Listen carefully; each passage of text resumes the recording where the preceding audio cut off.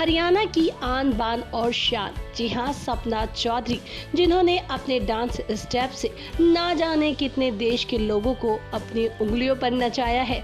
और बहुत जल्द सपना चौधरी भोजपुरी इंडस्ट्री में दिनेश लाल यादव उर्फ निरहुआ के साथ एंट्री करने वाली हैं। लेकिन दोस्तों, अभी तो सपना चौधरी ने भोजपुरी इंडस्ट्री में एंट्री भी नहीं की है, सिर्फ और सिर्फ खबरें ही आई हैं। लेकिन सपना चौधरी के फैंस अब उन्हें भोजपुरी इंडस्ट्री में भोजपुरी में काम करते हुए देखने के लिए इतने ज़्यादा एक्साइटेड हैं कि हर कोई उनके वीडियो, उनके हर फोटो पर कमेंट्स करते हैं कि आप भोजपुरी इंडस्ट्री में कब आ रही हैं और किस तरीके से आपकी फिल्में और गाने भोजपुरी में आने वाली हैं।